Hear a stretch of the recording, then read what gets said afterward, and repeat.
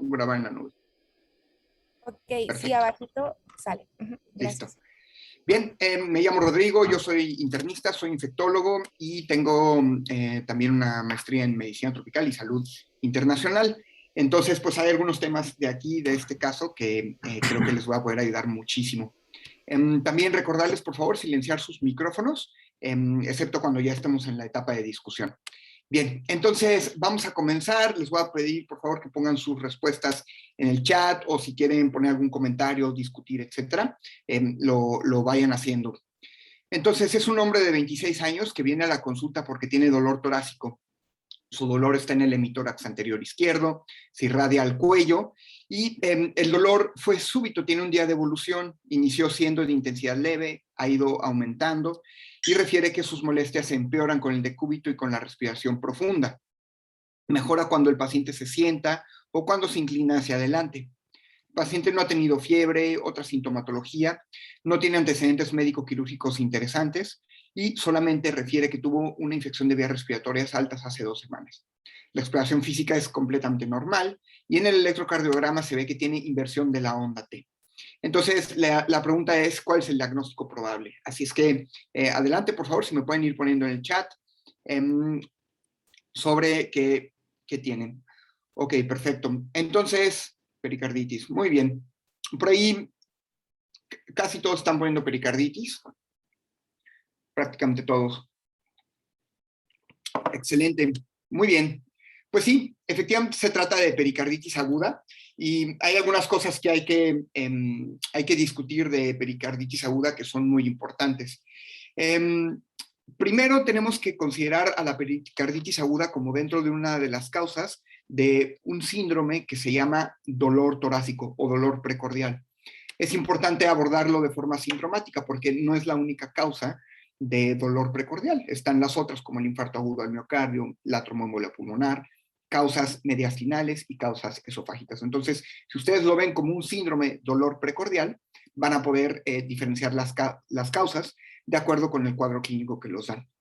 Entonces, en este caso solamente nos pusieron 4 opciones. Voy a regresar. Las 4 opciones que nos ponen son infarto, angina, que básicamente son muy parecidas, y una causa esofágica, que sería el espasmo. Entonces, nosotros estamos obligados a pensar por qué sí y por qué no se trata de pericarditis aguda. Entonces, por ejemplo, en la pericarditis aguda tenemos este signo característico en el que los pacientes cuando se inclinan hacia adelante mejoran o cuando se sientan mejoran y el dolor suele ser peor cuando los pacientes están acostados boca arriba o boca abajo. Esto puede suceder porque el pericardio tiene contacto con el corazón y duele. Entonces, cuando se inclinan hacia adelante, no necesariamente es así. Se crea un espacio que puede aliviar ese dolor. Hay una consideración a tomar en cuenta que es la inflamación del miocardio. La pericarditis puede venir aislada como pericarditis o puede venir con miopericarditis. Entonces, el dolor de la miopericarditis o de la miocarditis puede estar en la misma localización, pero como es un dolor que no tiene que ver con el contacto del corazón con las serosas, entonces va a ser persistente. Tenemos otras causas de dolor torácico, por ejemplo, el espasmo esofágico, cuyo dolor no dura mucho tiempo, suele más bien venir justamente en espasmos, episodios muy breves de dolor muy intenso, y puede acompañarse de otras manifestaciones, como por ejemplo náusea, vómito, o tener relación con la ingesta de algún líquido o de algún alimento.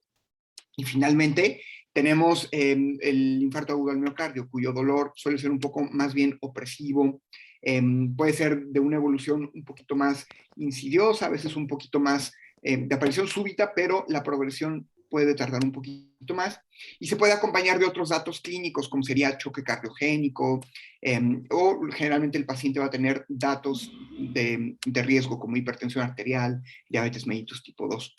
Recuerden rápidamente que la pericarditis en la gran mayoría de los casos está ocasionada por causas virales, entonces por eso les ponen un cuadro aquí de un paciente que tuvo síntomas respiratorios y por ende los pacientes pueden tener fiebre, febrícula y otras manifestaciones como un antecedente de dolor de garganta o incluso diarrea, artralgias, mialgias.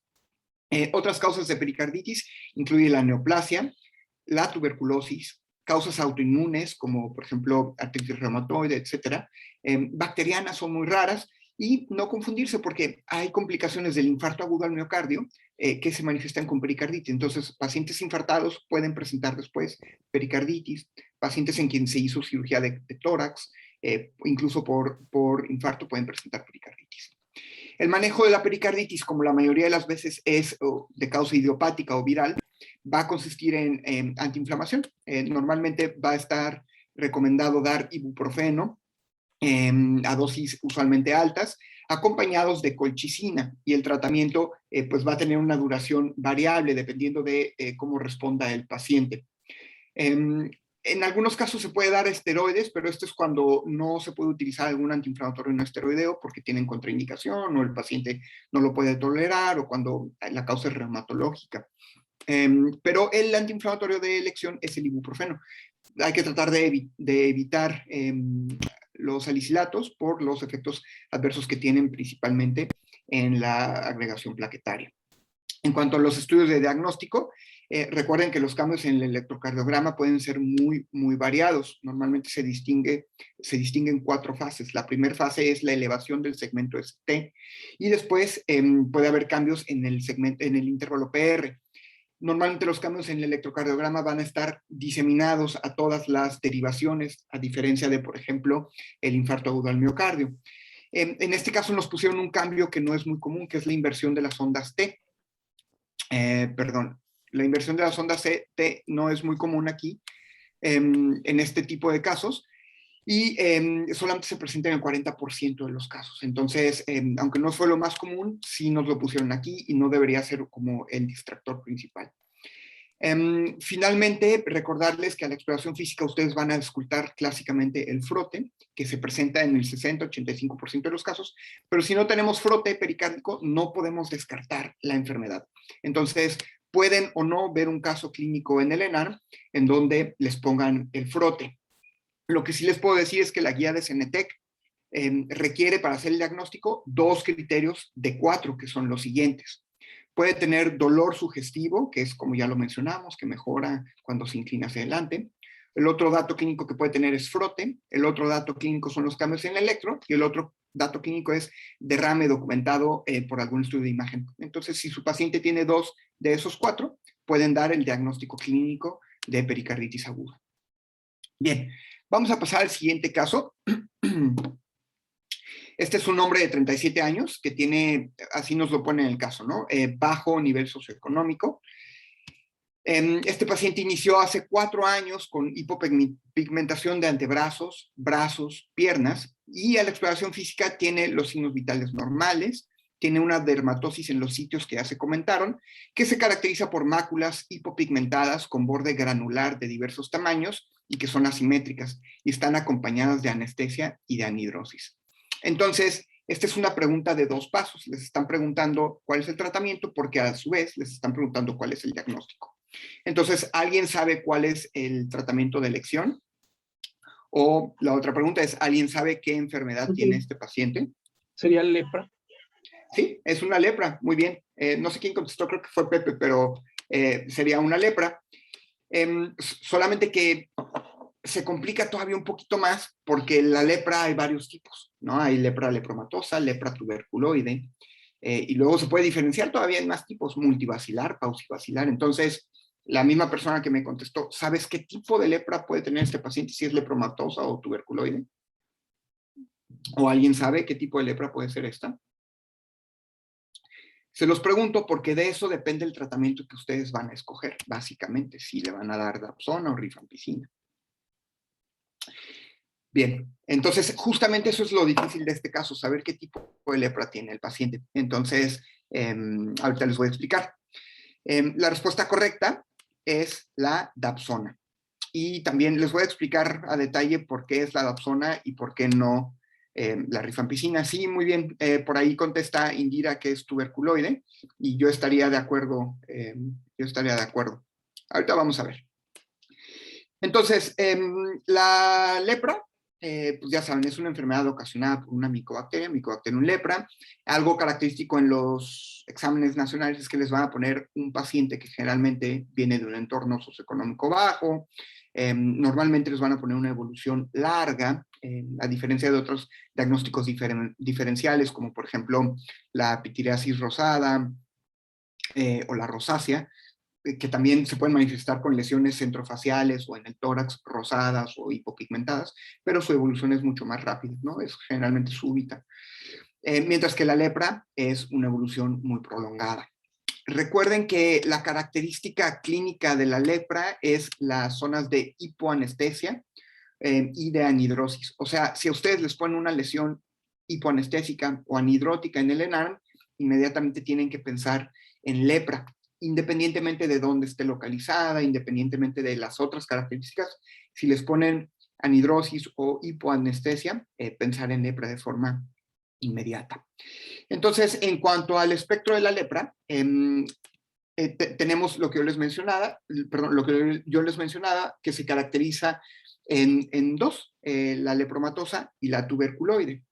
Básicamente lo que sucede a nivel del paciente es un equilibrio entre la carga bacteriana, que son las lepromatosas, y la respuesta inmune del paciente, que son las tuberculoides. Entonces, cuando hay mucha carga bacteriana, normalmente el paciente no puede montar una respuesta inmune adecuada, y en las lesiones ustedes van a ver que se generan, son nódulos, porque ahí están acumulados los bacilos, y normalmente no son tan inflamatorios, más bien son de tipo hipertróficos, son de crecimiento. Mientras que en la tuberculoide no hay tantos bacilos, cuando ustedes le hacen una biopsia no van a observar los bacilos y la respuesta inmune del paciente es muy intensa, por lo que en este caso vamos a ver más datos sí, de inflamación, neuritis y otro tipo de formas. A veces la lepra lepromatosa, como no lo puede controlar el paciente porque no está montando una buena respuesta inmune, son muy progresivas. Las lesiones suelen ser muy progresivas. Se caracterizan las lepromatosas por ser eritematosas, suelen ser simétricas y nodulares, como ya les dije. Mientras que las tuberculoides son asimétricas, normalmente son infiltraciones y que están como bien definidas y pueden ser o no desfigurativas. Hay todavía un espectro más en el que se mezclan, o sea, hay grupos indeterminados o dimórficos, ¿no? Eso ya es un poco más complicado y no vamos a hablar de ello. Recuerden también que otras características muy clásicas de la lepra es la pérdida de los anexos cutáneos, como por ejemplo la cola de las cejas y algunas deformaciones en la nariz. Otra forma para que ustedes puedan distinguir si una lesión es lepromatosa o tuberculoide es realizándole una biopsia a la lesión. Si en la biopsia ustedes ven que tiene muchos bacilos, entonces se trata de una lepra lepromatosa.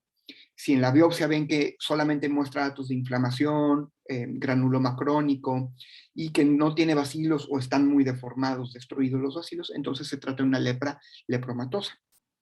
Y entonces, ahora sí, viene la cuestión del tratamiento. El tratamiento en la lepra, siempre vamos a dar un tratamiento de combinación. No importa qué tipo de lepra, ustedes tienen que dar tratamiento de combinación que generalmente va a incluir una combinación de los siguientes fármacos, ya sea clofazimina o rifampicina o dapsona, en combinación de diferentes formas. El esqueleto del tratamiento, lo que llamamos backbone del tratamiento de la lepra, no importa si es multivacilar o si es paucivacilar, no importa si es lepromatosa o tuberculoide, va a incluir siempre van a tener rifampicina y siempre van a tener dapsona, que se administra una vez al mes, es directamente observado. Nada más que en el tratamiento de la multivacilar o la lepromatosa, a ese tratamiento que es una vez al mes, se le agrega un fármaco que se llama clofazimina, que es muy potente, puede esterilizar las lesiones rápidamente. Entonces no hay diferencia en el backbone, en el esqueleto del tratamiento. Aquí no nos están preguntando ese esqueleto porque es similar en ambas condiciones, la lepromatosa y la tuberculosis.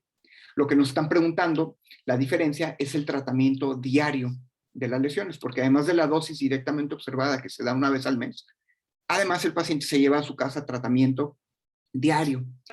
En el caso de la multivacilar, se da tratamiento diario con dapsona más clofazimina, y en el tratamiento de la tuberculoide o la paucivacilar se da rifampicina con dapsona, se da dapsona sola, dapsona sola.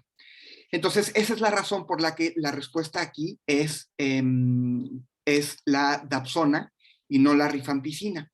Porque en la lepra tuberculoide, el tratamiento diario que lleva el paciente, el tratamiento que se lleva a su casa para tomar todos los días, es solamente dapsona, solamente dapsona. No se confundan con el tratamiento backbone, el esqueleto. En ambos casos siempre lleva dapsona una vez al mes. Entonces aquí la pregunta que nos está diferenciando es el tratamiento mensual. Por supuesto que el miconazol tópico no tiene ningún rol aquí. Y el tratamiento de arriba sería un tratamiento para Mycobacterium tuberculosis, ¿no? Sería la tuberculosis. Entonces, la razón por la cual no es rifampicina es porque rifampicina no tiene ningún lugar en el tratamiento diario de la lepra de ningún tipo. Entonces, nunca le vamos a dar rifampicina de forma continua, diaria, a un paciente con lepra. Solamente se la damos una vez al mes en combinación con otros fármacos. Mientras que la dapsona sí se da diario, solamente en el caso de lepra tuberculoide. Ahora quiero hablarles de dos reacciones, la reacción tipo 1 y la reacción tipo 2, después del tratamiento o durante el tratamiento, e incluso a veces antes del tratamiento. La reacción tipo 1 básicamente es el empeoramiento de las lesiones que ya existían y suele ser más común en la lepra lepromatosa. El tratamiento suele incluir esteroides y es importante que ustedes le digan a los pacientes que esto puede ocurrir. Mientras que la reacción tipo 2 o el fenómeno de Lucio se trata en realidad de una vasculitis en la que pueden aparecer lesiones nuevas o empeorar las lesiones que ya estaban. Puede haber afección sistémica con fiebre, dolor, e incluso los pacientes pueden ir al hospital porque se ponen muy, muy mal. Suele ser común, puede ocurrir en cualquier tipo de lepra, y el tratamiento aquí es dependiendo si es un hombre o una mujer, pero es con talidomida, ¿no? Se les da talidomida normalmente para frenar el fenómeno de Lucio. A las mujeres también se les da talidomida, pero se tiene que añadir además un método de anticoncepción porque la talidomida es teratogénica. Entonces, si en el examen les pusieran una lesión cutánea que ya estaba y empeora después del tratamiento y no tiene muchos síntomas sistémicos, probablemente sea una reacción tipo 1. Mientras que si aparecen nuevas lesiones o son tipo necróticas, tipo vasculitis, y el paciente tiene síntomas sistémicos, se trata de una reacción tipo 2 o fenómeno de Lucio y el tratamiento es con talidomida. Bien, vamos a ver el siguiente caso. Esta es una mujer de 68 años. Viene porque tiene una historia de 3 meses de evolución. Lo que tiene es palpitaciones, tiene dolor precordial y además le encuentran que tiene aumento del tamaño de la glándula tiroides con múltiples nodulaciones. Eso se llama bocio. En los exámenes de laboratorio encuentra que tiene la TSH baja y que tiene la T3 y la T4 altas, pero los anticuerpos antitiroideos son negativos.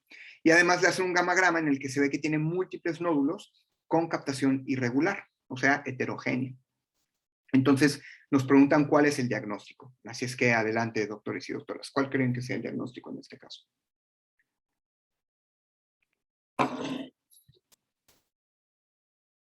A ver, vamos a ver. Entonces, una mujer que tiene bocio, es una mujer de 68 años que tiene bocio y tiene también hipertiroidismo con una TSH baja, ¿no? ¿Ok? Bien, excelente. Muy bien, sí. Este es bocio multinodular hiperfuncionante, o en algunos datos le llaman independiente o autónomo, ¿no? Bocio multinodular independiente o autónomo. Y ahorita les voy a explicar por qué. No confundirlo con el adenoma autónomo, que es básicamente lo mismo, pero solamente es una lesión. Aquí estamos hablando de que son múltiples lesiones. Entonces, este es un caso clínico que muy comúnmente viene en el ENARM, es muy frecuentemente preguntado. Así es que quiero comenzar diciéndoles que el bocio multinodular hiperfuncionante es una de las causas más comunes de hipertiroidismo, particularmente en pacientes entre la 6ª y la 7ª década. Mientras que en personas más jóvenes, por ejemplo, entre los 30 y 40 años, la causa más común de hipertiroidismo va a ser la enfermedad de Graves. Este bocio multinodular hiperfuncionante es un bocio que suele ser de larga evolución. Lo que suele suceder es que los pacientes comienzan a tener crecimiento de la glándula tiroides por hiperplasia folicular. Esto puede ser secundario a cambios genéticos, etcétera, o nutricios, etcétera. Pero suelen tener una enfermedad prácticamente asintomática, salvo por el crecimiento del bocio, hasta que eventualmente pueden o no desarrollar hipertiroidismo como tal. La característica es que a la exploración física van a encontrar bocio, pero cuando le hacen un estudio de imagen van a encontrar múltiples nódulos, a diferencia del adenoma, que es solo un nódulo, y a diferencia de la enfermedad de Graves, en la que no hay nódulos, sino más bien un crecimiento homogéneo de toda la glándula, ¿no? En esta condición, cuando le hacen un gamagrama, van a ver que la captación ocurre solamente en algunas partes de la tiroides, donde hay nódulos hipercaptantes. Algunos nodulitos pueden ser lo que se llama fríos, pero otros pueden ser hipercaptantes. A menos que el bocio esté muy grandote y que todos los nódulos sean hipercaptantes, ustedes van a ver captación homogénea, pero eso no suele suceder aquí, sino más bien en la enfermedad de Graves. Entonces, siempre que les pongan un caso en el ENARM de bocio, ustedes tienen que pensar que les pueden preguntar el diagnóstico o también les pueden preguntar cuál es el siguiente paso a hacer. Y el siguiente paso a hacer siempre es medir la hormona estimulante de la tiroides y corroborar por un estudio de imagen, ya sea un ultrasonido o idealmente un gamagrama, si hay múltiples nódulos, un solo nódulo y cómo captan, o sea, si captan o no captan. Estos pacientes siempre van a requerir tratamiento, los que tengan hipertiroidismo. Le pueden dar beta bloqueadores para controlar los síntomas y también hay que disminuir la síntesis de hormonas tiroideas. Usualmente pueden usar tionamidas, como el propiltiorouracilo, para prepararlos para eventualmente una cirugía o un tratamiento con yodo radiogénico, ¿no? Entonces, otra clave en este caso que nos presentaron fue la edad. Eso también ya lo mencioné. Entonces, este caso súper interesante y yo creo que casi todos lo van a sacar muy bien. El siguiente caso es un caso muy, muy sencillo. Se trata de un hombre de 82 años de edad. Está hospitalizado, tiene una fractura subtrocantérica del fémur derecho y lo que han notado es que desde su ingreso al hospital ha tenido agitación psicomotriz, habla incoherente, agresividad hacia los familiares y ha tenido fluctuaciones del estado de alerta con episodios de hipoactividad. A la exploración física, está desorientado, tiene habla incoherente, está irritable, tiene acortamiento de la pierna derecha por la fractura y en sus paraclínicos observan que tiene tiene sodio en 137, hemoglobina 14, leucos prácticamente normales, el examen general de orina y la placa están normales. Entonces les preguntan que si este es un delirium, básicamente les están preguntando de qué tipo es el delirium. Y bueno, solamente para añadir, me gustaría preguntarles si alguien puede pensar en un diagnóstico diferencial, que no sea delirium, otra causa que ocasione un cuadro clínico parecido a esto. Delirium vascular. Interesante. Ok. Bueno, aquí hay como posiciones divididas sobre si es un delirium tipo vascular o un delirium tipo mixto. Y hasta el momento nadie me ha contestado qué diagnósticos diferenciales puede tener ese paciente de delirium. Es una condición muy, muy interesante. Diagnóstico diferencial, la demencia. Sí, estoy de acuerdo, es un buen diagnóstico diferencial. Bien, vamos a ver. Entonces, este es un delirium mixto y ahorita les voy a explicar todo en relación a esta condición. Diagnósticos diferenciales, y sí, incluye, por ejemplo, supresión etílica, uso de drogas, la demencia como tal, de cualquier causa, son excelentes diagnósticos diferenciales. Antes de que pasemos a la explicación de lo de delirium, nada más quería que Gloria les explicara esto. Sí, hola. Bueno, pues mira, como ustedes ya saben, les mandé un correo con un precio especial de la app por 4 meses. Si gustan escanear el código, ahí pueden ver un poco más las promociones y las ofertas que tenemos para que se sigan preparando para el ENARM. Entonces, pues aquí les dejamos el código para que lo puedan escanear. Muchas gracias. Perfecto. Entonces, la cuestión con el delirium es que ustedes van a ver el delirium, es una condición súper frecuente en los pacientes de edad avanzada que se hospitalizan. De hecho, más del 70% de las personas pueden presentar el delirium y generalmente se diagnostica erróneamente o de forma muy tardía cuando ya está muy, muy puesto el delirio, muy avanzado. Y su mortalidad puede ser alta, dependiendo de dónde leamos, desde 15 hasta 20% generalmente, o 50%. Y esto estoy hablando de mortalidad en los siguientes meses después de que se diagnostica la enfermedad. Entonces, normalmente les van a poner, clásicamente les van a poner, ya saben, un anciano que tiene un episodio agudo de agitación psicomotriz, que fluctúa con hipoactividad o puede no fluctuar. La característica clínica del delirium, esto es muy, muy importante que lo tengan en mente, lo que define al delirium de otras condiciones es la alteración en la atención. Eso es lo que define al delirium. No si tiene hiperactividad o hipoactividad, o si tiene agresión, etc. Es la alteración en la atención.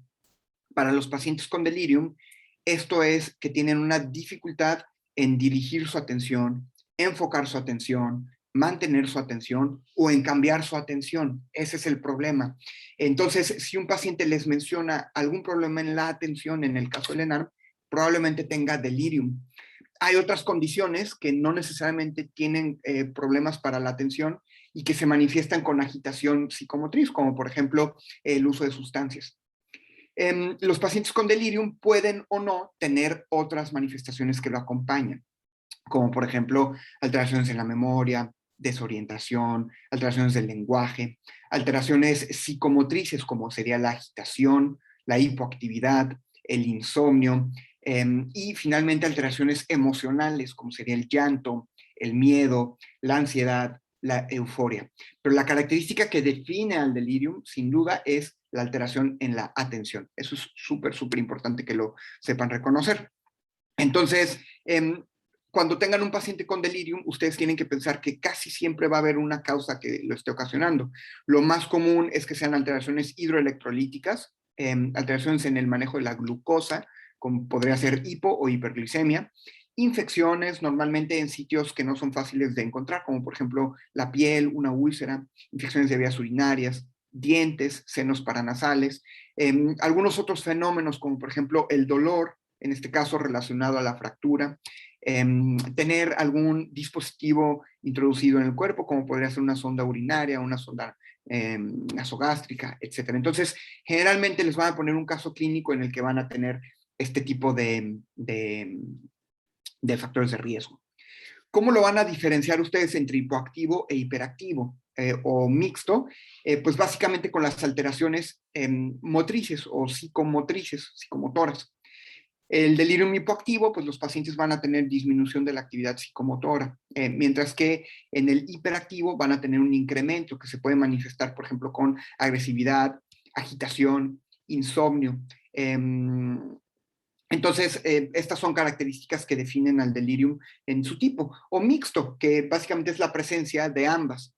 Pero recuerden que cuando hablan de fluctuación, no se refieren a las alteraciones psicomotrices, sino a la atención.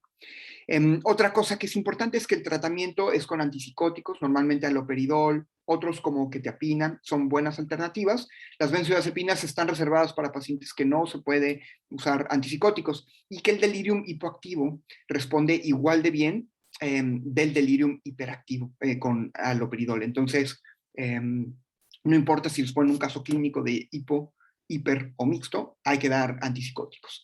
Para diferenciarlo de delirium vascular, bueno, el delirium vascular no existe, no es una condición que esté definida, porque el delirium vascular está haciendo alusión a un mecanismo fisiopatológico, es decir, de causa vascular, y eso no pertenece a las clasificaciones del delirium. El delirium solamente se cataloga en hipoactivo, hiperactivo, mixto. Lo que existe es una demencia de tipo vascular. Las demencias de tipo vascular son un cuadro, como todas las demencias, más bien crónico, en el que puede o no estar afectado cualquiera de los puntos cognitivos, de las funciones cognitivas de las que ya hablamos, pero la característica es que es más crónica. En el caso de la demencia vascular, lo que tú puedes esperar ver, Jacobo, es que el paciente tiene factores de riesgo cardiovascular como historia previa de evento vascular cerebral o de cardiopatía isquémica, hipertensión y diabetes, y que tiene deterioro crónico, esto es a lo largo de muchos meses o años. el paciente está bien y luego tiene un deterioro crónico y no se recupera de ese deterioro o se recupera poquito. Y después de unos meses tiene otro deterioro y no se vuelve a recuperar. Y después de unos meses otra vez un deterioro y no se recupera, así hasta que llega pues básicamente a la muerte. Entonces, eso es una cuestión más bien crónica de factores de riesgo y hace alusión a un mecanismo fisiopatológico, mientras que el caso clínico lo que te está preguntando es la clasificación de acuerdo con las manifestaciones clínicas.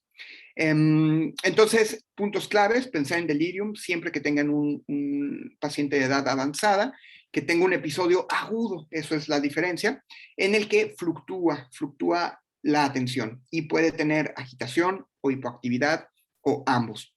Casi siempre van a tener un factor desencadenante, como el caso clínico que les presentó una fractura, ¿no? Probablemente dolor, etc. Entonces, espero que eso haya quedado más claro para todos. Bien, siguiente caso clínico. Este está muy interesante también. Es un hombre de 65 años que no tiene antecedentes de importancia. Viene porque tiene linfadenopatías no dolorosas en el cuello, en las axilas. En la biometría hemática te dicen que la hemoglobina está normal, el hematocrito normal, las plaquetas normales, pero tiene leucocitos de 38,000 y un diferencial con 81% de linfocitos. Además, le hicieron un aspirado de médula ósea y encontraron que tenía hipercelularidad con linfocitos B pequeños. Entonces, esta nuevamente es una pregunta de dos pasos. Les están preguntando que cuál es el tratamiento y para poder contestarla, ustedes tienen que saber cuál es la enfermedad que tiene el paciente. Entonces, ¿alguien me puede decir qué enfermedad tiene el paciente? ¿Qué diagnóstico tiene el paciente? ¿Alguien sabe qué diagnóstico tiene este paciente para que puedan contestar la pregunta de forma más correcta? Perfecto. Leucemia linfoide crónica. Excelente, sí, muy bien. Entonces, ya sabiendo que se trata de una leucemia linfoide crónica, ahora la pregunta es, ¿cómo se trata la leucemia linfoide crónica? Y pues bueno, esto es difícil porque no se trata igual en los jóvenes que en los adultos y no se trata igual en quienes tienen enfermedad activa que en quienes tienen enfermedad no activa o subclínica, vamos a decirlo. Entonces, ese es el punto clave aquí. Entonces, hay personas que están contestando que la respuesta correcta es la A y otras personas mencionan que el trasplante alogénico. Ok, muy bien. Entonces, la respuesta correcta aquí están poniendo que es el trasplante alogénico.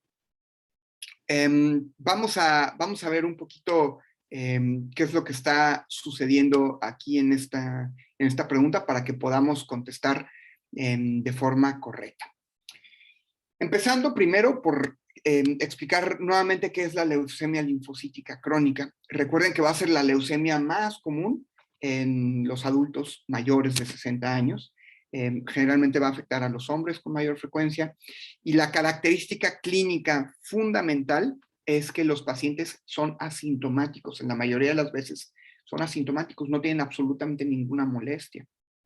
Entonces, el cuadro clínico la enfermedad se va a detectar cuando le hacen una biometría hemática por alguna otra razón, van a ver linfocitosis. Entonces, la leucemia linfocítica crónica es la acumulación de linfocitos que normalmente vienen de una sola clona, o sea, es de origen monoclonal. Entonces, el espectro clínico puede variar desde ser asintomáticos hasta tener ya infiltración de los ganglios linfáticos, del vaso, del hígado, de la médula ósea, con anemia, trombocitopenia, etcétera, ¿no? Entonces, es muy variable. Y para eso, entonces, tenemos una clasificación que ahorita voy a hablar un poquito de ella. Por ende, otro síntoma que me faltó mencionar es que los pacientes pueden tener síntomas B. Recuerden que esto es pérdida de peso, más del 10% del peso. Pueden tener sudoración nocturna, fiebre o febrícula, sin que haya una causa. Entonces, esa puede ser otra de las manifestaciones, pero la gran mayoría de las veces son asintomáticos. Entonces, la clave para poder saber qué tipo de leucemia tiene el paciente es la biometría hemática, porque aquí lo que vamos a ver justamente son linfocitos, ¿no? Para poder distinguir una leucemia aguda de una leucemia crónica, linfocítica, es la ausencia de blastos, formas jóvenes inmaduras de linfocitos, más bien te dirían que es una leucemia aguda, puede ser linfocítica, mieloide, etcétera. Pero aquí normalmente ya son linfocitos maduros, aunque funcionalmente no funcionan, pero vas a ver linfocitos maduros sin blastos, entonces eso lo hace crónica. Otra cosa que es muy, muy importante es la clasificación.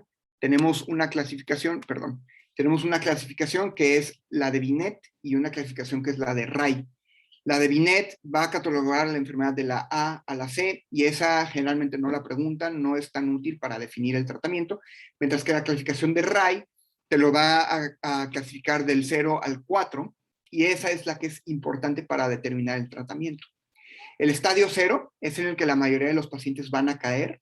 Es un estadio en el que el paciente no tiene ningún síntoma y solamente tiene linfocitos en la vía hemática. Su mortalidad es baja, su pronóstico es bueno a los siguientes 10 años. Entonces, estos pacientes solamente se les da vigilancia, no se les da tratamiento. Si así fuera el caso, un paciente que no tiene síntomas y que no tiene linfadenopatía, que no tiene hepatosplenomegalia ni anemia, más que solo linfocitos, la respuesta correcta sería, vigilancia, ¿no? Sería vigilancia si solamente fuera así.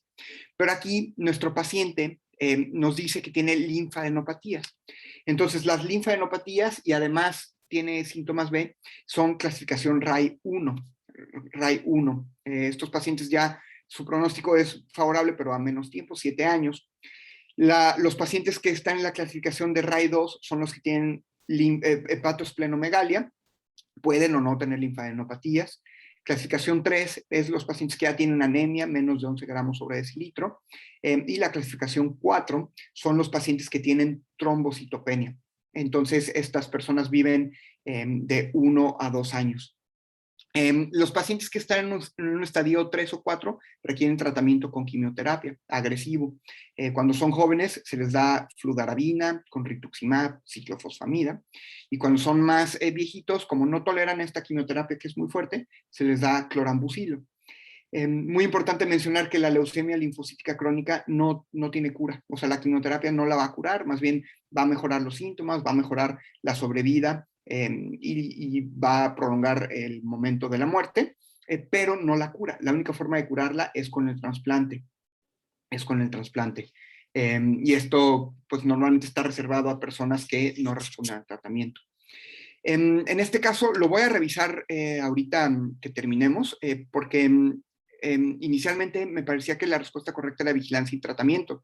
De acuerdo a la clasificación que tiene el paciente, que es un estadio 1, sería solamente vigilancia. Entonces, si gustan, lo voy a revisar ahorita que terminemos para darles sobre si sí es esa la respuesta correcta, que me parece que sí lo es, vigilancia y tratamiento. Porque además, como ya lo mencionamos, el trasplante está reservado a personas que su enfermedad es imposible de controlar con la quimioterapia. De acuerdo, en el caso de que vayan a vigilar y tratar a un paciente, sintomáticamente nada más, la vigilancia es cada 3 meses con una biometría hemática.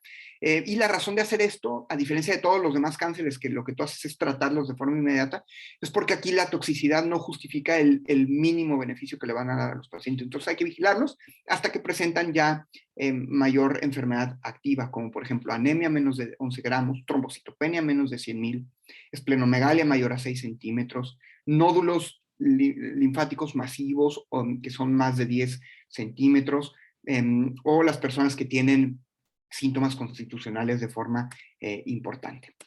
Bien, entonces vamos a revisar eso. Sí puede ser, porque los pacientes que tienen síntomas B sí ameritan tratamiento. Tienes razón, Moy, por eso lo quiero checar, porque no queda muy claro, pero lo voy a revisar, ¿de acuerdo? No te preocupes, ahorita yo les voy a decir qué contestar exactamente en enano. Bien, vamos a ver la siguiente pregunta. Esta me parece que ya es la última. Sí, esta ya es la última. Entonces, tenemos un hombre de 22 años de edad, previamente sano. Ahorita yo la voy a decir. En cuanto terminemos de dar este caso clínico, yo lo voy a revisar y te voy a decir, ¿sale? No te preocupes. El hombre de 22 años, que es previamente sano, viene a la consulta con su médico general porque tiene un cuadro gripal de 2 días de evolución. El día de hoy viene con orina oscura, no tiene cambios en el olor, refiere que hace un año tuvo un cuadro similar, o sea, de orina oscura hace un año, y a la exploración física viene con 80 latidos por minuto, viene con frecuencia respiratoria de 19, temperatura de 37, tensión arterial de 110/80, y tiene epífora, tiene voz nasal, tiene rinorrea hialina, aumento de la rudeza respiratoria, perdón. En su examen general de orina encuentran que tiene sangre, 3 cruces, y tiene proteínas, 1 cruz. Entonces, la pregunta es, ¿cuál es el diagnóstico más probable? Y esta a mí me parece que es una pregunta difícil. Me parece que es una pregunta difícil. Bien, entonces, vamos a ver qué dicen los demás.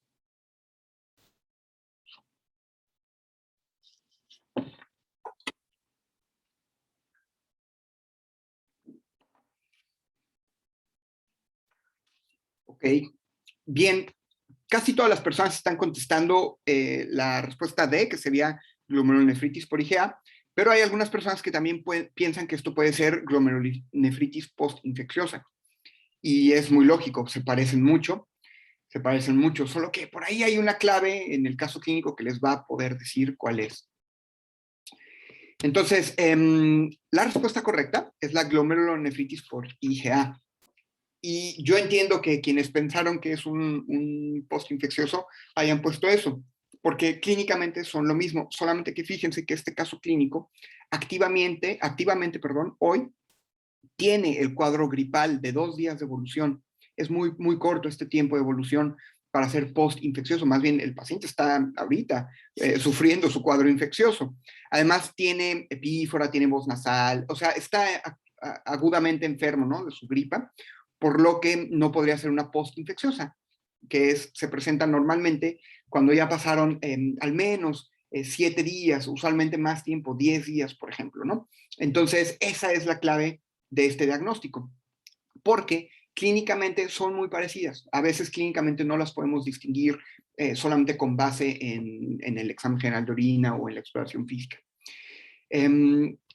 Otras causas que vienen aquí, ahorita vamos a explicar por qué no son, pero también son muy parecidas, salvo quizás la glomerulonefritis por crioglobulinas. Este sería el diagnóstico menos probable en este caso. La glomerulonefritis por crioglobulinas suele suceder en personas que están infectadas por el virus de hepatitis C de forma más común.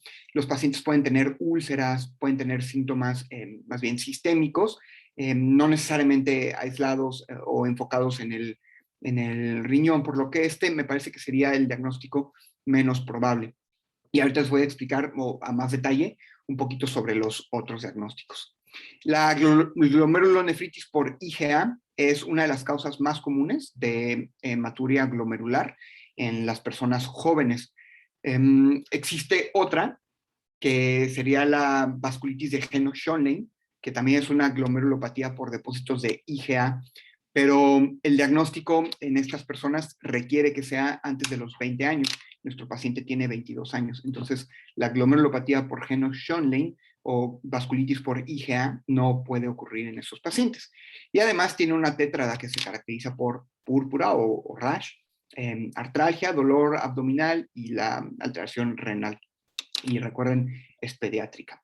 Entonces, la glomerulopatía o glomerulonefritis por IgA suele tener hematuria, que puede ser aislada o puede estar en asociación con proteinuria, puede o no estar en asociación con hipertensión, puede o no estar en asociación con edema, pero la característica es que tienen hematuria y que tienen concomitante una infección generalmente de las vías aéreas, mientras que la postestreptocócica, como ya lo mencionamos, suele ser después de la infección, normalmente 10 días o 2 días, 10 días o 2 semanas después. Histopatológicamente lo que ustedes van a ver es depósitos de IgA y de la fracción C3 del complemento en el mesangio. Eso es lo que van a ver histopatológicamente y a veces no se puede distinguir de otras glomerulopatías por depósitos de anticuerpo histopatológicamente, por lo que la historia clínica va a ser fundamental. Recuerden que el tratamiento va a ser generalmente de soporte, darles IECAS o ARA2. A veces los pacientes, dependiendo de si tienen mucho riesgo o no, les pueden dar esteroides u otros inmunosupresores.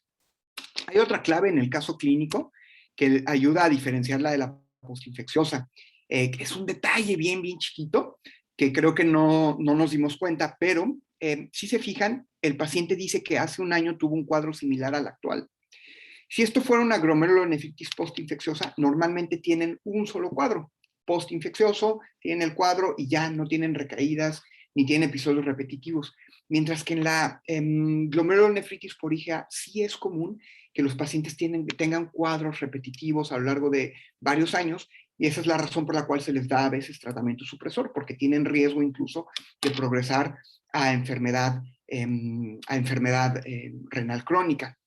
En cuanto a la edad, Katia, fíjate que la glomerulonefritis por IgA es común en las personas de entre 20 y 30 años, en la segunda, tercera década de la vida. Y la postinfecciosa también se puede presentar en este momento. Más bien lo que sería raro sería la vasculitis por IgA, que es la Henoch-Schönlein, eso sí, que es idéntica fisiopatológicamente y en la histopatología a la glomerulonefritis por IgA. Esa sí comúnmente no se presenta en mayores de 20 años. Entonces, lo de post-estreptocóxica y, postinfecciosa y glomerulonefritis por IgA por la edad, en realidad no es tan distintivo eso. En cuanto a la glomerulonefritis lúpica, esta también puede ocurrir depósitos del complemento, pero pues ya saben, los pacientes generalmente son mujeres, generalmente están entre los 20 y 30 años y tienen enfermedad renal crónica. Aquí los depósitos son más bien de IgG, no tanto de IgA, y la fracción del complemento que está depositada es otra, es la fracción C1 del complemento. Otros diagnósticos diferenciales que se manifiestan como hematuria aislada, por ejemplo, uno que es el síndrome de Alport, que acuérdense que es hematuria con sordera, y suele suceder en niños más pequeños y en personas que tienen historia familiar o antecedentes cerebrofamiliares de hematuria aislada. Entonces, las claves son estas que ya mencionamos. Me voy a ir rápido a mi correo solamente para revisar lo de la pregunta de la leucemia. Así es que espérenme unos minutitos o unos segunditos. Mientras tanto, me gustaría saber si tienen alguna pregunta o algún comentario de cualquiera de los casos para que podamos aclarar esas dudas. Entonces, adelante, por favor, si tienen alguna pregunta o alguien quiere comentar algo de algún caso, algo que no haya quedado de todo claro, salvo lo de la leucemia linfocítica crónica. Entonces, preguntas o alguien que tenga algún comentario. Creo que nadie tiene preguntas o comentarios. Ok. En un segundito, ¿eh? Denme un minutito, por favor.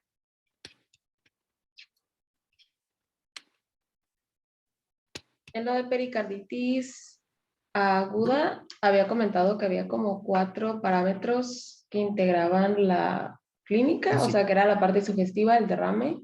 Sí. Bueno, no me quedaron claros todos. Ok, ahorita te los digo con detalle. Me voy a regresar, de hecho, para poderte compartir.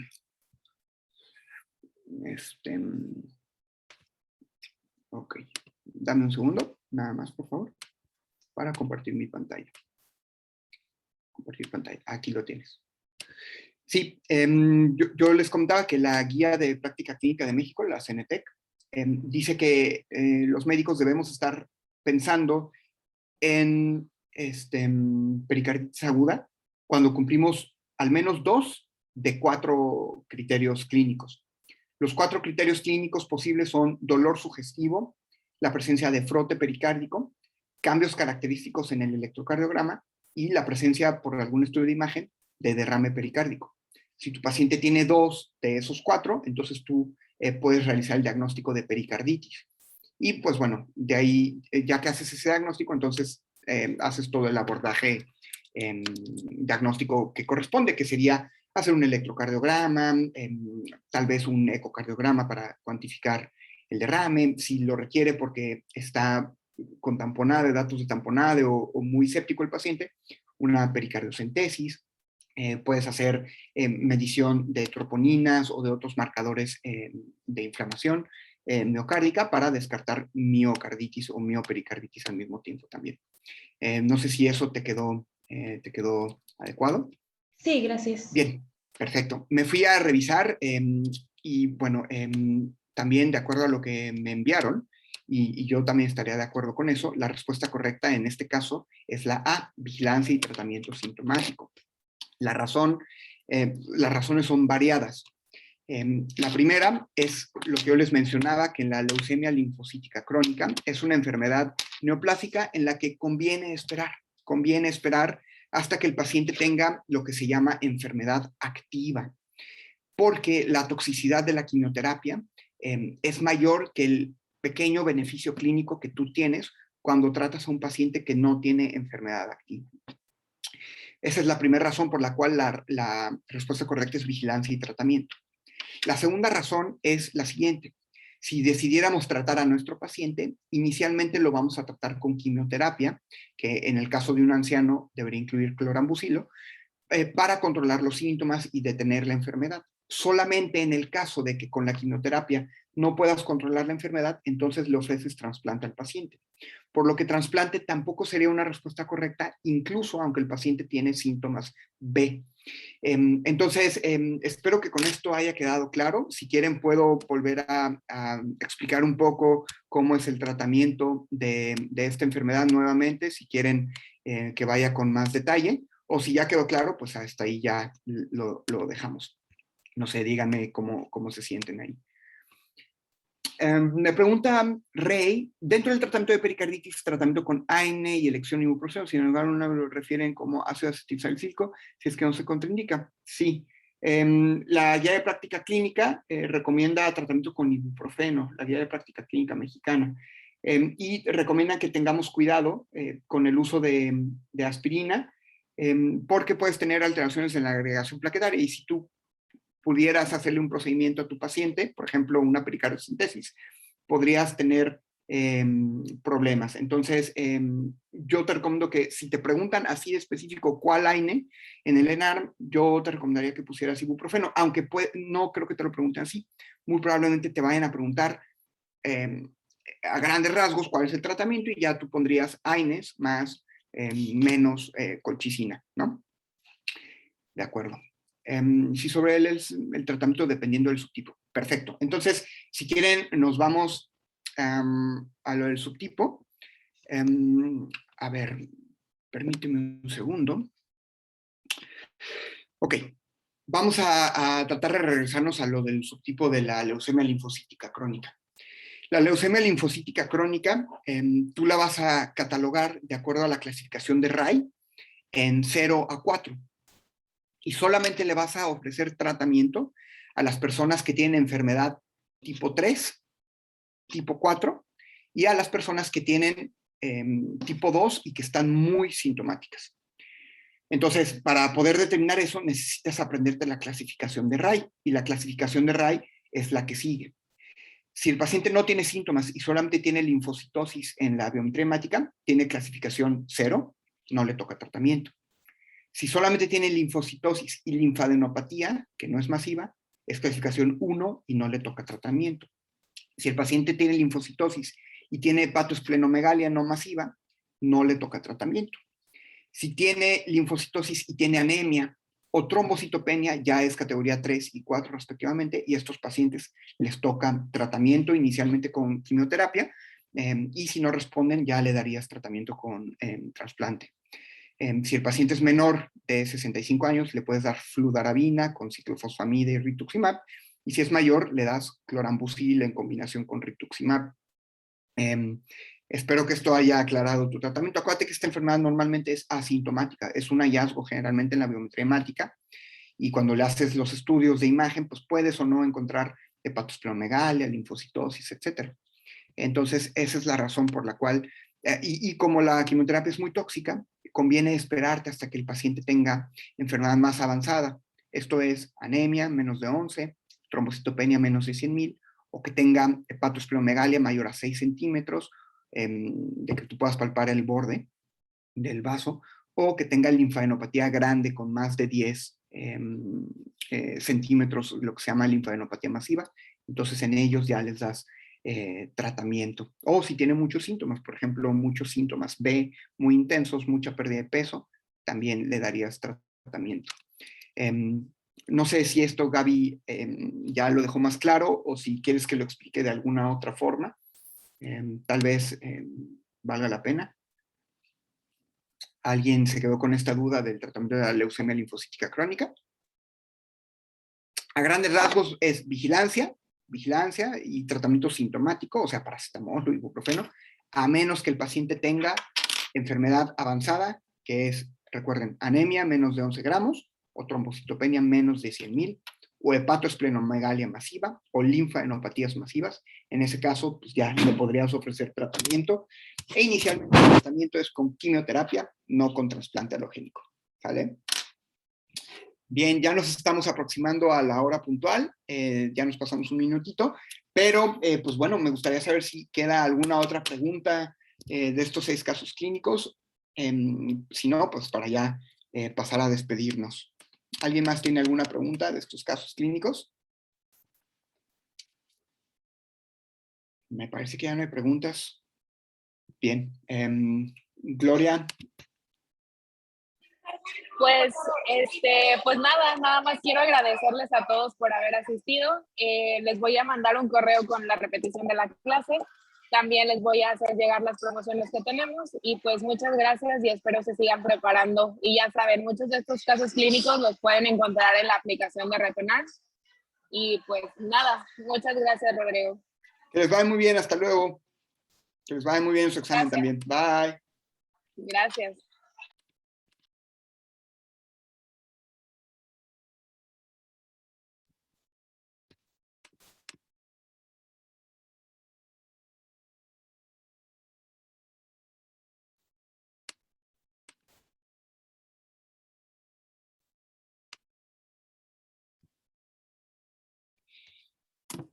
Muchas gracias, Gloria. Hasta luego.